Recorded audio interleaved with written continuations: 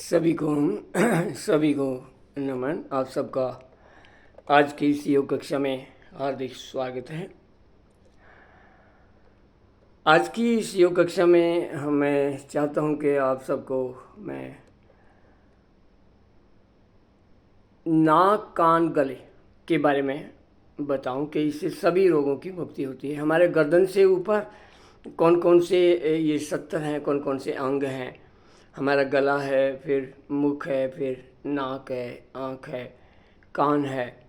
आँखों में हमारे ऋषि मुनियों का स्थान बताया गया है। आँखों में जमदग्नि और विश्वामित्र का स्थान है। कानों में गौतम भारद्वाज का है। नासिका के दोनों स्वरों में कश्यप और वशिष्ठ है। मुख में और गले में हमारे महर्षि अत्रि का स्थान बताया गया है। अब गले को हम ठीक करें तो मुझे लगता है कि ये पूरा जो आँखों को लुब्रिकेंट करता है सनेमल, और मांस अग्नि जो शोधन करती है, तो उससे जो मल निकलता है उससे कान और नाक का लुब्रिकेशन होता है। और इसी प्रकार गले में तो अगर आँख का मल है, कान का मल है, नाक का मल है, मुख का मल है, और बाहर से जो जीवाणु हम पर हमला करते हैं, जो कान के द्वारा, आँख के द्वारा, नाक के द्वारा या मुख के द्वारा, श्वास आदि के द्वारा हमारे शरीर में पहुंचते हैं, तो सबसे पहले नासिका में या मुख में, गले में जाकर उनका स्थान बनता है।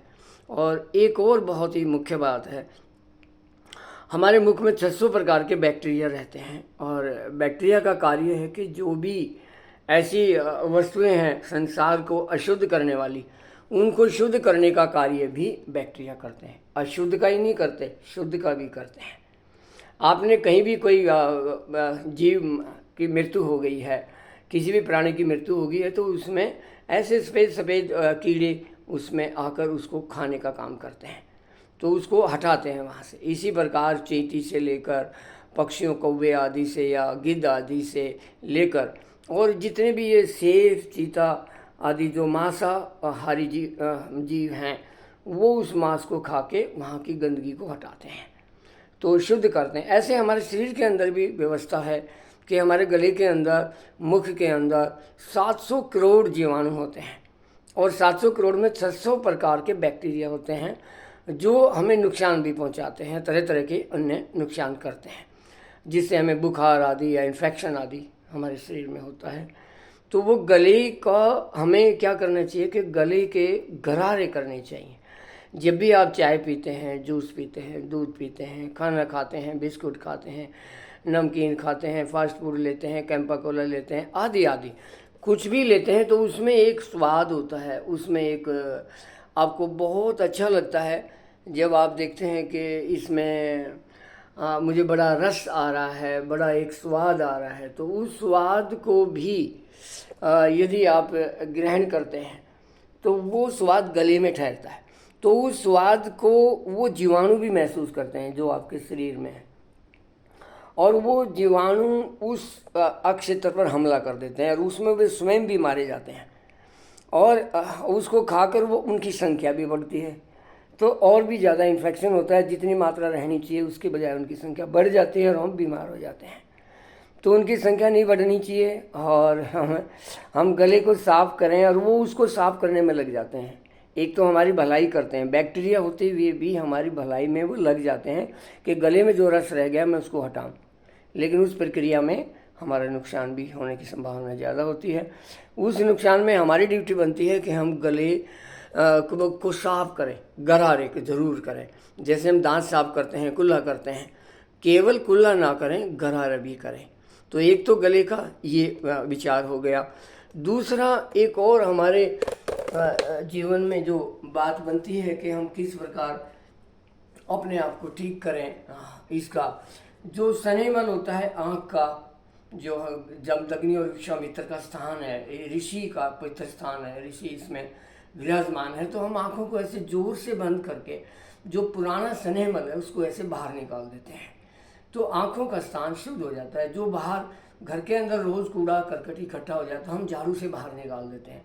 इसी प्रकार हमारे शरीर में भी कुछ न कुछ कूड़ा करकट इकट्ठा होता रहता है रोज़, मलमूत्र आदि, पसीना आदि के रूप में, इसी प्रकार स्नेह मल के रूप में भी आँखों में स्थापित होता है। ऐसे उसको हम जोर से आँखों को बंद करके इस मल को बाहर निकालते हैं, नहीं तो बैक्टीरिया आदि बढ़ने का खतरा, काला मोतिया सफ़ेद मोतिया होने का खतरा बढ़ जाएगा, आँखों के रोग हो जाएंगे। इसी प्रकार कान में अभी बहुत सारा मल जो मांस के शोधन से हमारा एक मल बनता है, जिसको नाक का मल और कान का मल, इसमें कान को लुब्रिकेशन देता है और नाक को लुब्रिकेट करता है।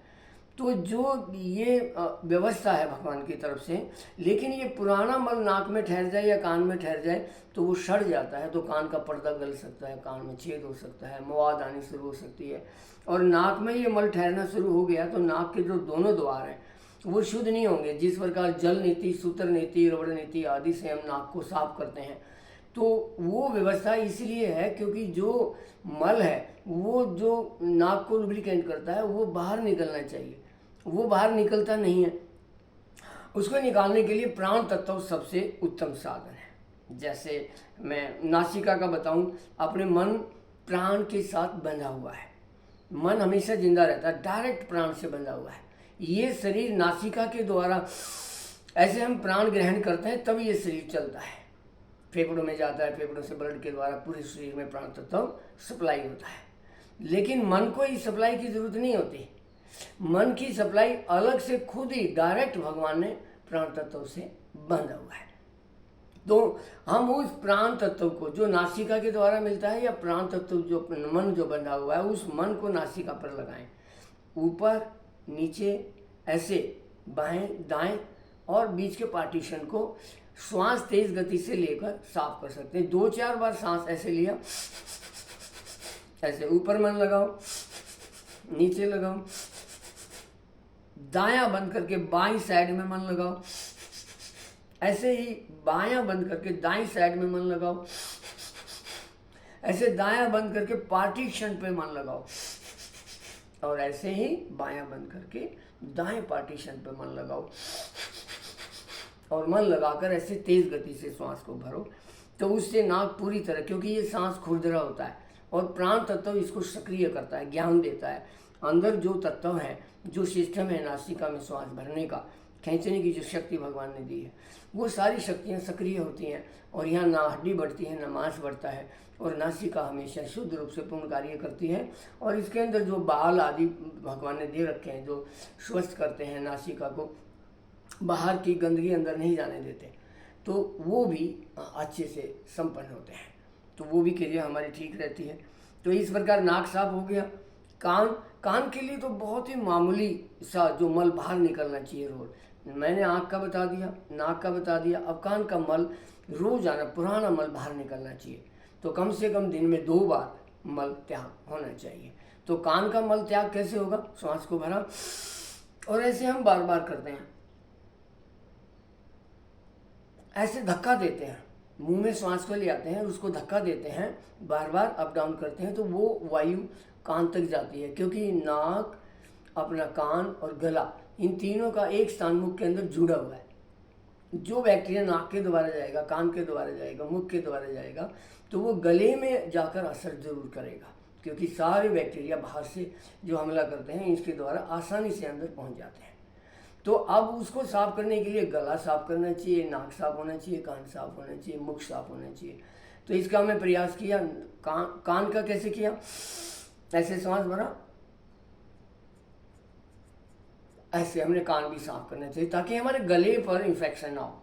आँख भी साफ करनी चाहिए ताकि गले पे इन्फेक्शन ना हो। नाक भी साफ रखना चाहिए, गले पे इन्फेक्शन ना हो। मुख भी साफ करना चाहिए ताकि गले पे इन्फेक्शन कम से कम हो।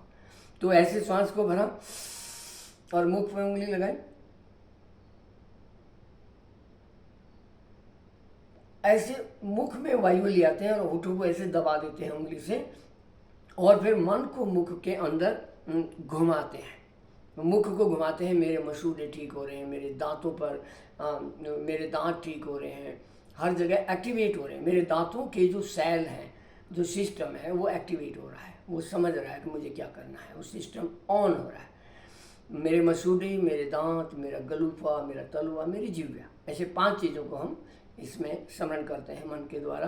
तो वहाँ प्राण तत्व पहुँच कर वहाँ एक व्यवस्था की स्थापना कर देता है और ये सारा मुख का जो तंत्र है, जो एक सिस्टम है, सक्रिय होकर हमें स्वस्थ रखता है।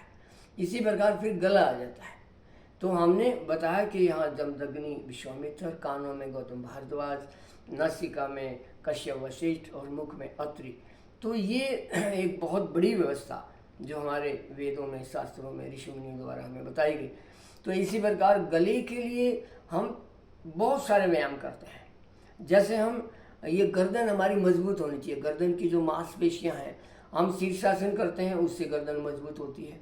हम गर्दन को ऐसे जोर से सांस भर के ऐसे दबाते हैं, ऐसे पीछे से दबाते हैं, ऐसे साइड से दबाते हैं, ऐसे इधर से दबाते हैं, इधर से दबाते हैं, ऐसे चारों तरफ से गर्दन को दबाते हैं, तो गर्दन की मांसपेशियां मजबूत बनती हैं। और गर्दन की ये एक तरीका गर्दन की मांसपेशियों को मजबूत करने का। और एक 4 व्यायाम गर्दन के होते हैं। जैसे हम सीधे बैठे हों, दोनों हाथ घुटनों पर, और ऐसे हम दाईं तरफ गर्दन को कंधे की तरफ ले जाते हैं, एक व्यायाम, और इधर दूसरी तरफ ले जाते हैं, दूसरा व्यायाम। ऐसे हम कंधे की तरफ ले जाते हैं, ऐसे दूसरा व्यायाम। हम दाएं बाएं देखते हैं, एक बार दाएं देखो और धीरे धीरे ऐसे बाएं देखो, ये दूसरा व्यायाम। तीसरा व्यायाम है गर्दन का, ऊपर देखो, ऐसे ऊपर श्वास भरते हुए और नीचे श्वास छोड़ते हुए, ऐसे हमने ये व्यायाम किया ऊपर नीचे का। और फिर गर्दन को घुमाते हैं, रोल करते हैं क्लॉकवाइज, एंटी क्लॉकवाइज। ऐसे हम बाईं तरफ से शुरू होकर दाईं तरफ और दाईं तरफ से शुरू होकर बाईं तरफ, ऐसे हम गर्दन को राउंड करते हैं। तो इससे भी गर्दन का सिस्टम, मांसपेशियां या मस्कुलर या नर्वस या स्केलेटन मजबूत होता है। तो अब ये सारा सिस्टम हमने मजबूत कर दिया, लेकिन गले में बहुत सारा इन्फेक्शन, बलगम, बहुत सारे कीटाणु आदि इसके अंदर यहाँ इकट्ठे होकर, और वो उनको जो कार्बन डाइऑक्साइड चाहिए, गंदगी चाहिए, जिसके अंदर वो सांस ले सकते हैं। अंदर हमारे शरीर के अंदर सिस्टम जो है, वो सारा सिस्टम ऑक्सीजन से संचालित है। तो अंदर वो कीटाणु चले गए तो उनकी जल्दी मृत्यु हो जाती है। लेकिन उनके यहाँ गले में संख्याएं बढ़ गई, इतनी ज़्यादा संख्या बढ़ गई, तो फिर वो अंदर जाकर हमला कर सकते हैं। अंदर भी देखते हैं श्वास नली में गंदगी कितनी है, आपके फेफड़ों में गंदगी कितनी है, पेट में गंदगी कितनी है, पूरी शरीर की मांसपेशियों में गंदगी कहाँ कहाँ है, कहाँ कहाँ मल रुक गया। हमारे शरीर के सभी मल बाहर निकलने चाहिए। अब जो बाहर नहीं निकलते, वहाँ हमारे शरीर में गांठें होती हैं, वहाँ हमारे शरीर में तरह तरह का कैंसर होने की संभावना होती है, वहाँ हमारे शरीर में गंदगी होती है, तो इन्फेक्शन के कीटाणु वहाँ जाकर अपना रहने का स्थान बना लेते हैं। जैसे आंतों में टाइफाइड हो जाता है, तो बैक्टीरिया उसमें स्थान बना लेता है रहने का। तो ऐसे ही शरीर में अनेक स्थानों पर बैक्टीरिया अपना स्थान, जहाँ जहाँ ऑक्सीजन नहीं पहुँची है, वहाँ कैंसर से लेकर अन्य अनेक प्रकार के रोग लगते हैं। तो हमें क्या करना चाहिए कि गले को ही सबसे पहले साफ करो। जैसे मैंने बताया कि सबसे पहले गले को, जब भी आप कुछ भी खाएं तो आपने गरारे जरूर करने हैं। नंबर 1 बात बता दी। और दूसरी बात मैं बताना चाहता हूँ कि गरारे के बाद ये मैंने व्यायाम बता दिया, आपको व्यायाम करने चाहिए। फिर मैंने आपको बताया कि सभी प्रकार के मल निकालने चाहिए, आंखों से सने मल, और मांस अग्नि जो शोधन करके मल भेजती है नाक और कान के लिए, वो मल बाहर निकलना चाहिए। मुख में तो सदा मल बनता ही रहता है, क्योंकि 600 प्रकार के बैक्टीरिया अपना मल त्याग करते रहते हैं। खाना आदि खाते हैं तो उस खाने का भी मल बनता है, बदबू बनती है। तो हम ब्रश आदि करके, गरारे आदि करके मुख को बार बार हम दिन भर साफ करते रहते हैं। अब गले की बारी में क्या आता है, उज्जयी प्राणायाम। गले के बारे में व्यायाम बता दिया, अन्य चीज़ों की सफाई बता दी, और गले के उज्जयी प्राणायाम से हम गले को बहुत ही महत्वपूर्ण ढंग से इसको पूर्णतः शुद्ध कर सकते हैं। ना इसमें खांसी जुकाम होगा, ना गले का कोई कैंसर होगा, ना गले में किसी प्रकार के, यहाँ एक तरह की ग्रंथियाँ सूज जाती हैं, थूक भी नहीं निकला जाता, और ये ग्रंथियाँ काम नहीं करती थूक निकलने का। और इसी प्रकार गले में अन्य प्रकार के, देसी भाषा में हम गंठू होना बोलते हैं, यहाँ की सूजन आ जाती है, इसमें ग्लैंड सिस्टम होता है या कुछ ऐसा, तो वो सूजन आ जाती है उसमें, तो फिर बड़ी मुश्किल होती है और बड़ा दर्द होता है, तो थूक भी नहीं निकला जाता, खाना खाने में भी दिक्कत आती है। तो इसी प्रकार अन्य रोग भी इन्फेक्शन आदि के गले में लगते हैं। तो यदि हम आँख को, नाक को, मुख को, कान को और फिर गले को साफ रखें, ये हिस्सा गले का यहाँ तक का, तो नाक, कान, गले का एक ही डॉक्टर होता है। तो इसीलिए कहते हैं कि कान से, नाक से आदि से जो मल है उसको उज्जयी प्राणायाम के द्वारा हम गले को पूर्णतः साफ रख सकते हैं। तो और दिन भर अनेक प्रकार से हम गरारे करके या नीम के पत्ते 2-3 पत्ते खा सकते हैं, एक पत्ता जामुन का खा सकते हैं, एक आपका बेल पत्र का पत्ता खा सकते हैं, अमरूद का एक पत्ता खा सकते हैं। ऐसे बहुत सारे खाने योग्य पत्ते हैं, लेसुआ, लसूड़ा बोलते हैं, उसका पत्ता खा सकते हैं, आदि आदि जो हम खा सकते हैं जिससे हमारा मुख वाश हो जाता है। तो ऐसे बाहर प्रकृति ने भी हमें बहुत कुछ दिया है जिससे हम मुखवास कर सकते हैं। तो उसका भी प्रयास करें और उज्जयी प्राणायाम 2 बार रोज करें। एक तो उज्जयी के 2 ढंग हैं, एक तो ऐसे श्वास भर के हम रोकते हैं,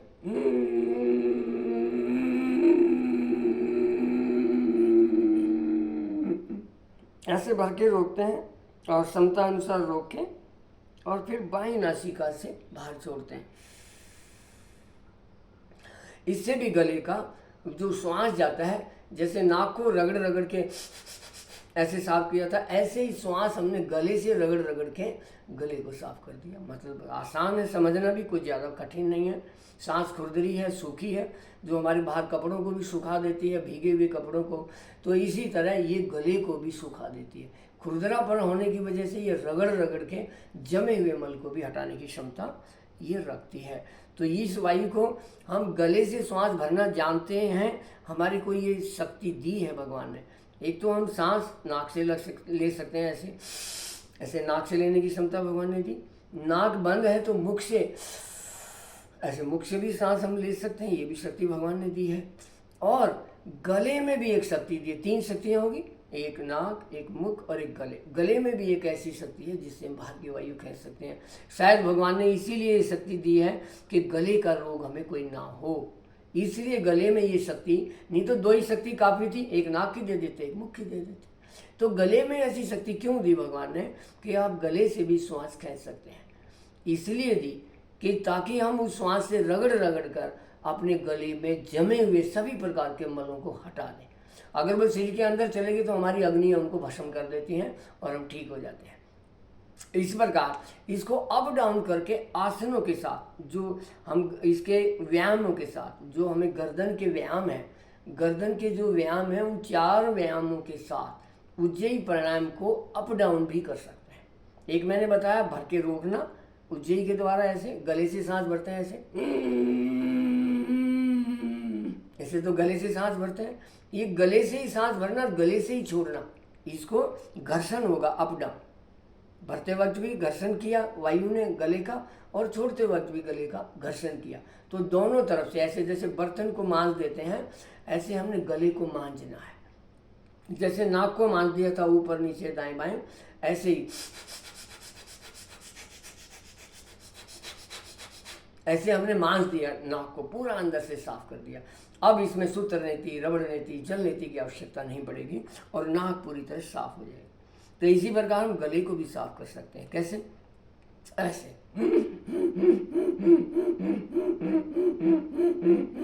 ऐसे में गले से घर्षण हो रहा है, और ऐसे दाईं तरफ ऐसे गर्दन मोड़ के इसमें भी आप ऐसे ही उज्जयी करें। ऐसे आप ज़्यादा बार भी कर सकते हैं, 1 से 2 बार, 5 बार, 10 बार, 11 बार, 21 बार, जैसे आपको आवश्यकता है। सहज ढंग से करें, बहुत ज़्यादा जोर लगाने की आवश्यकता नहीं है। ऐसे इधर गए, धीरे धीरे करें, गर्दन बाएं तरफ मोड़ा और धीरे धीरे उज्जयी ऐसे किया। गर्दन का व्यायाम भी हो गया, दाएं बाएं, दाएं बाएं, और फिर दाएं बाएं मुड़कर देखना, ऐसे एक बार इधर, एक बार इधर। ये दूसरा व्यायाम। तो इसमें कैसे करेंगे? इधर ले गए दाईं तरफ और उज्जयी किया, इधर बाईं तरफ, और फिर तीसरे में ऊपर नीचे, ऐसे ऊपर ले गए और उज्जयी किया, ऐसे नीचे लाए, ऐसे, और फिर चौथा राउंड करते हुए क्लॉकवाइज एंटी क्लॉकवाइज, ऐसे और ऐसे, दोनों तरफ से गर्दन को कैसे घुमाते हैं, ऐसे।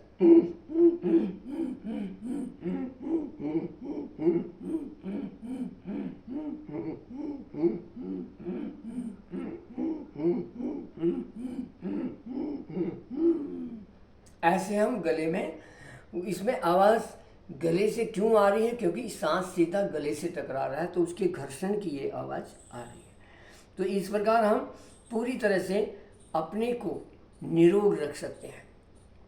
जितना जीवन दिया है तब तक हमारा गला खराब नहीं होगा। पूर्णतः गारंटी के साथ आप स्वयं अपनी क्षमता से निरोग रह सकते हैं। आप ध्यान से देखें, दवाई एक परमानेंट इलाज नहीं है। दवाई थोड़े समय के लिए हमें ठीक कर सकती है, लेकिन हमारे शरीर को बलशाली बनाने में तो व्यायाम ही आएंगे। खेल कूद इसीलिए है, खेलों का आयोजन होता है, जिम आदि जाते हैं, सैर आदि करते हैं, दौड़ आदि लगाते हैं, तरह तरह के खेलों के द्वारा अपनी शारीरिक सामर्थ्य बढ़ाते हैं। बहुत सारे काम करके, हार्ड वर्क करके हम अपने शरीर को मजबूत बनाते हैं। तो इसी प्रकार अंदरूनी ऑर्गन्स का भी व्यायाम होता है। जैसे मैंने गले का व्यायाम बताया, आँख का व्यायाम बताया, नाक का व्यायाम बताया, कान का व्यायाम बताया, मुख के अंदर का व्यायाम बताया। तो मसूड़ों का व्यायाम क्या होगा, दांतों का व्यायाम क्या होगा, इसके बारे में भी और जानकारी आगे आने वाले एपिसोडों में आपको दिया जाएगा। आज मैंने गले के बारे में बताया, तो इसको कृपया आप अपने आप को स्वस्थ रखें, ऐसी मेरी कामना है, ऐसी मेरी इच्छा है। मेरे देश के या मेरी धरतीवासी सभी मनुष्य, धरती पर रहने वाले सभी मनुष्य अपने गले को ठीक रखें। इस भावना के साथ आज के सत्र को यहीं समापन करते हैं। आपने ध्यान से सुना और आपका बहुत बहुत धन्यवाद। ओम।